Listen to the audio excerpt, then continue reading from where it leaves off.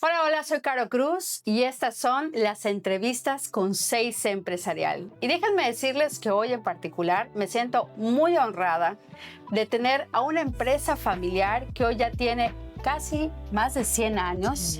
100 años y que ha dejado un precedente y un gran legado que se está formando generación tras generación. Hoy tenemos el gusto de tener la presencia del director general, Marco Ordóñez Guerrero. Entonces, antes que nada, muchas gracias, Marco, por estar aquí. Gracias, Caro, gracias por invitarnos. Y hoy no solamente nos va a contar sobre la historia de esta gran empresa familiar, sino que también algunas estrategias de cómo lograr que las nuevas generaciones se integren y compartan esta visión. Entonces, antes que cualquier cosa, me gustaría que les cuentes un poco de la historia de la empresa familiar y algunos logros y éxitos que hoy hace que se sientan orgullosos de ella. Mira, te cuento un poquito porque es grandísima la historia, ¿no? Te voy a contar 100 años en 3 minutos. La familia empieza con la reparación de máquinas de escribir, que es lo que inicialmente empezó mi abuelo, reparando máquinas de escribir, luego empezó a tener la distribución de algunas marcas. Luego mi papá y mis tíos empezaron ya a tener 3 o 4 marcas que eran las más populares en su época. Imagínate, antes en lugar de tener computador eran máquinas de escribir. Era todo, eran máquinas. Entonces, mi abuelo y mi tío Carmito tenían la marca Olimpia, mi papá tenía Olivetti, entonces eran distribuidores de máquinas de escribir, ¿no? Luego empezaron a incursionar en los muebles de oficina, o sea, porque la máquina, luego el escritorito, la sillita, etcétera, hacer sus complementos. ¿No? Empezaron trayendo muebles de Guadalajara o de Ciudad de México, muebles metálicos, los archiverotes y los gigantes. Los gigantes. Y de ahí comenta mi papá que él empieza a ver que las garantías de los muebles eran muy frecuentes, ¿no? O cuando llegaba el tráiler, pues llegaban rayados o dañados. Entonces abrió un tallercito para reparar los muebles que llegaban dañados, ¿no? De ahí, luego poco a poco, empieza a comprar un poquito de maquinaria. La compró de medio uso, creo que en Monterrey. Entonces, poco a poco empezó a hacer su taller con herramientas básicas y empezó ya a fabricar su propio mobiliario, la mesita, el escritorito, algo muy simple, ¿no? Archiveros. Así estuvo mi papá durante años. O sea, mi papá era extremadamente trabajador, pero ya cuando el declive de las máquinas de escribir llegaron, pues él ya no pudo adaptarse. Con mis medios hermanos, que son mucho más grandes que yo, pues no lograron adaptarse a la tecnología que traía las computadoras, ¿no? Entonces le apostaron a la fábrica de muebles. Y ya luego entramos, pues, mis hermanos, Edgar, David, yo, y ahorita ya está Pedro igual con nosotros, que es mi sobrino. Pero es más grande que yo. Y empezamos a tocar puertas con cómo poder crecer la infraestructura que tenemos ya de producción para poder diversificarnos, ¿no? En otras áreas. Me acuerdo que ya pues las máquinas ya no existían y mi papá pues lo último que le quedaba ahí de lo que fue vendiendo poco a poco para mantenerse, quedaba un departamento en la zona hotelera de Cancún. Y nosotros durante chavitos siempre yo esperaba ya ser mayor de edad para ir y quedarme en el departamento solo con mis amigos, y creo que a los 17 años me dice mi papá, ¿sabes qué? Voy a vender el departamento. Y tú no. Pero voy a comprar una máquina que viene una Expo hace muchos años, que corta madera, corta no sé qué, y van a ver que con esto luego van a poder crecer y van a poder comprar su departamento. Y mi papá vende el departamento, compra un CNC seminuevo, que es un robot que te va grabando, no grabando, va cortando madera.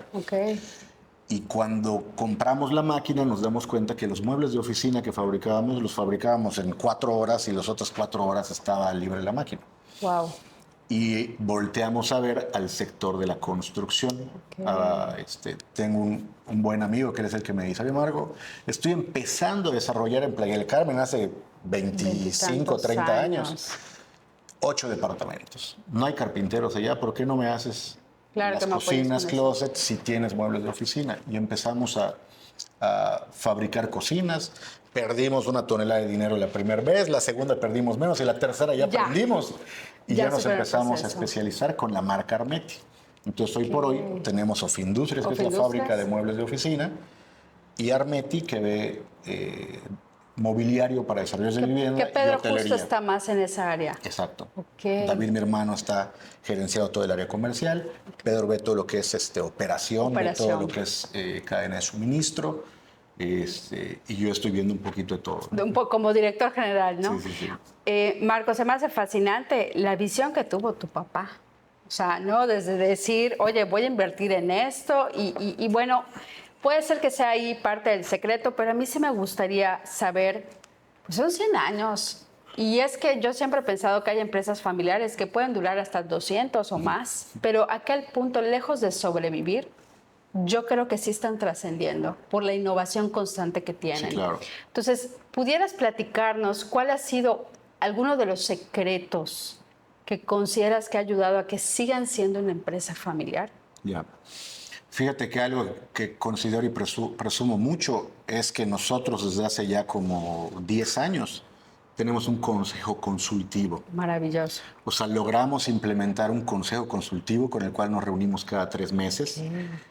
Son expertos en un sector, o sea, son unos super empresarios, los cuales les agradezco mucho que nos dediquen ese tiempo. Y pues nosotros vamos escuchando y ya no es lo que diga Marco o lo que diga Pedro o lo que diga David, sino ya el consejo es el que nos va dando las pautas. Las pautas, exactamente. Y algo que al principio, cuando crecimos mucho o muy rápido, era que a todo le decíamos que sí. Ok. Entonces, ahorita no había un cuestionamiento. Es correcto. ¿No? Oye, quiero 4 archiveros metálicos en color rosado. Fabricábamos los archiveros en color rosado. Aunque perdíamos dinero, pero nosotros no estábamos enfocados a la rentabilidad, sino era el crecimiento, o sea, vender. Okay. Entonces, yo creo que dentro de la evolución de la empresa hemos estado en diferentes etapas. A veces para crecer y para vender tienes que tener una estrategia, y ahorita ya estamos enfocados un poquito más en la institucionalización y en la rentabilidad. Bueno, para los que nos escuchan también, esto del consejo consultivo viene siendo como el consejo de administración, que siempre se sugiere que como negocio familiar se separen los temas familiares de los empresariales. Y bueno, hablando un poquito de la institucionalización, el tema de la capacitación es predominante en estos procesos. ¿Cómo crees que ha ayudado de pronto convencer, o quién ha sido de pronto el que promueve esta capacitación que luego el empresario lo ve como un gasto? O sea, ¿cómo logras convencer a las otras generaciones de que es necesario? Considerando que de pronto hay gente que se va. Claro. O sea, ¿qué pudieras ahí de pronto comentarles? Es peor que se quede, ¿no? Es peor que se quede y no esté capacitado. Totalmente. En nuestro caso, creo que la familia y los que operamos la empresa siempre estamos buscando algo en qué capacitarse. ¿Sí me explico? A mí, en lo personal, si estoy tomando... O sea, he tomado diplomas. A mis amigos me dicen, Marco, ¿por qué sigues estudiando? Qué flojera, me dicen. Sí, ya sé. La última que estudié el año pasado fue un diplomado en diseño de interiores en muebles. Wow. Ya sabes. Entonces, pero va totalmente de la mano. Era todos los viernes por la tarde y los sábados en la mañana durante 6 meses, y me decían, oye, ¿por qué? O sea, ¿por qué sigues haciendo esto? Sigues?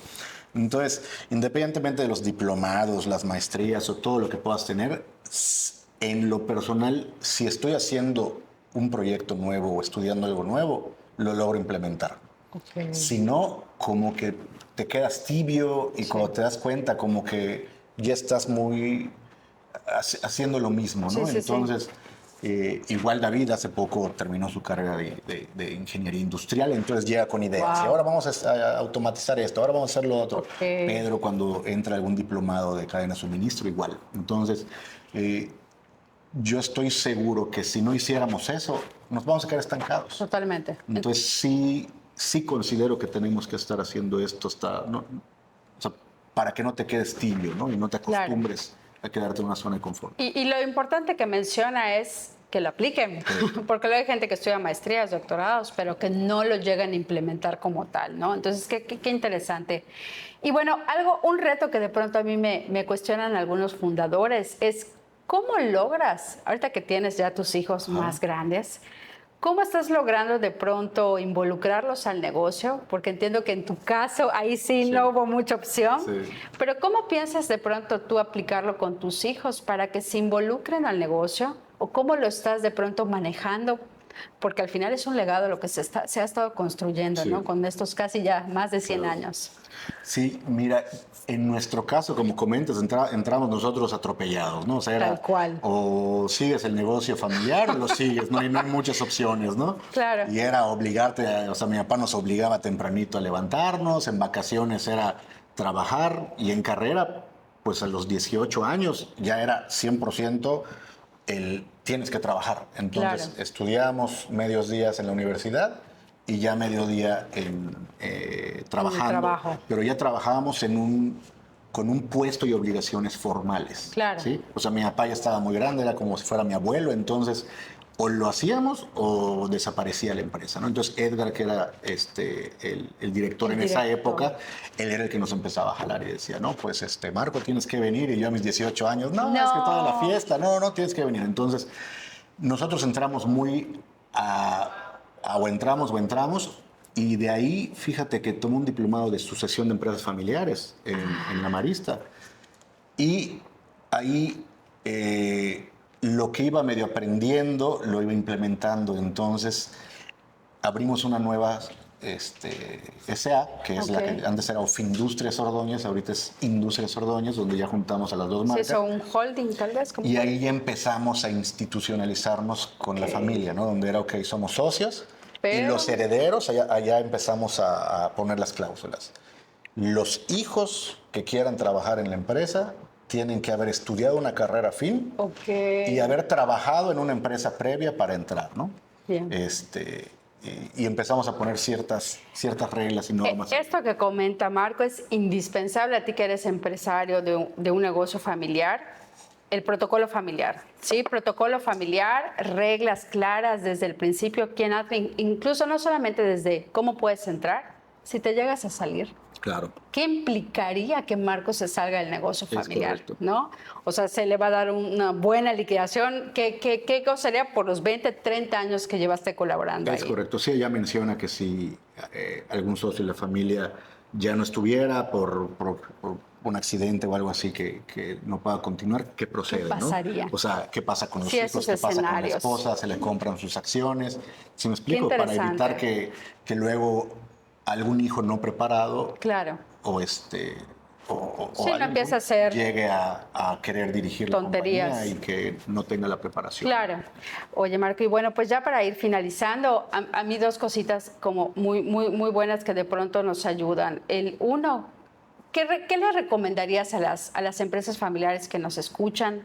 O sea, cualquier consejo que de pronto si te hubieran dado a ti antes de entrar en todo este proceso te hubiera servido. Y dos, y ya por último, es ¿cómo ha sido tu experiencia en 6C? Digo, apenas hace un mes empezamos con este tema de la capacitación y la verdad es que yo los felicito porque están invirtiéndole no solamente a la parte comercial, sino a todo el equipo, Sí. ¿no? Entonces eso, la verdad, yo se los agradezco. Y yo creo que estas recomendaciones viniendo de ti les va a ayudar a todos los que nos escuchen. Mira, yo creo que ¿qué consejo podría dar? Muchas veces no es fácil el poder hacer un consejo de administración. El consejo consultivo está un poquito abajo antes de tenerlo como administración. Pero antes de eso, muchos creemos que es muy difícil el poder hacer algo básico, ¿no? Entonces, yo creo que tomar acuerdos y ponerlos por escrito es algo que nos ha servido, ¿no? Por ejemplo, hacemos una planeación estratégica cada año. Buenísimo. Para evitar que a la mitad del año Sorpresa. alguien quiera dar un golpe de timón y a partir de ahora vamos a vender restaurantes, ¿no? O sea, vamos a hacer una franquicia de restaurantes que nos ha pasado, ¿no? O sea, Sí lo creo. De repente una buena idea, o sea, algo que nos pasa a nosotros es de que no le tenemos miedo a regarla, ¿no? O sea, alguien tiene una buena Eso idea, es bueno. sí, vamos a hacerla, ¿verdad? Ok. Y Propuesta. metemos las patotas, ¿no? Entonces, ya ahorita lo analizamos mucho más. Entonces, el poder agarrar y decir, esto vamos a hacer durante el año, lo planeamos en noviembre, en diciembre lo firmamos. Presupuesto, todo. Hacemos presupuestos de ingresos, egresos, a quién le vamos a vender, a qué no le vamos a vender, cuánto vamos a gastar, qué si está, o sea, vamos a cambiar camionetas o no vamos a cambiar camionetas, ¿ya? Entonces, hacemos una planeación que nos dura 2 o 3 medios días y lo firmamos. Para que no se raje alguien y diga, no, yo no estuve de acuerdo. Y se respeta. Y se respeta. Oye, vale que al tercer mes decir, ¿saben qué? Nos equivocamos en noviembre. Claro. Vamos a recalibrar la estrategia, se vale. Recalibrar la estrategia. Pero que no sea que yo no estuve de acuerdo, que nos ha pasado. No lo sabía. ¿No? O que yo tenga una idea y vamos a hacerla. No, Marco, aquí está la firma, quedamos en que íbamos a enfocarnos para acá. Va, tienes razón. Muy buena estrategia. Entonces no tienes que hacer un consejo de administración. Claro, tan acuerdos. Grande, sino algo un poquito más simple, ¿no? Me gusta. Perfecto, Marco. Y bueno, pues agradecerles enormemente que sigan apostando en su capacitación, que sigan apostando sobre todo en estos acuerdos, ¿no? Que de pronto nos benefician como familia, como empresa. No sé si quieres hacer algún otro comentario, dónde quieres que te visiten en tus redes sociales, si tienes alguna página de internet. Sí, no te respondí la pregunta de cómo me está yendo. Sí. Fíjate que algo que nos gustó muchísimo fue que ustedes empezaron a hacer primero el diagnóstico, ¿no? Ok. Entonces, cuando nos reunimos con el departamento de RH y administración y les decimos, queremos capacitar al área de ventas en temas no solo de habilidades, sino un poquito de mercado. Y cuando ustedes entran, nos hacen un análisis general, un diagnóstico, y de ahí sale de que no solamente vamos a ver ventas, sino aquí nos duele esto y nos duele lo otro, y ya pudimos hacer algo integral. Entonces eso no cualquier empresa lo hace, y les agradezco a ustedes el haber sido tan puntuales con ello. No, a ustedes que confiaron en nosotros. Digo, todavía hay un camino que recorrer, pero tienen muchísimas bases, y yo creo que algo que los distingue, creo que es esa madurez emocional que tienen todos, de escuchar, de ser receptivos. Sí. Entonces estoy segura que va a ser un siglo más y todos los siglos que vengan para esta empresa familiar. Y pues nada, Marco, muchísimas gracias. No, gracias a ti. Mucho éxito. ¿Dónde te pueden encontrar?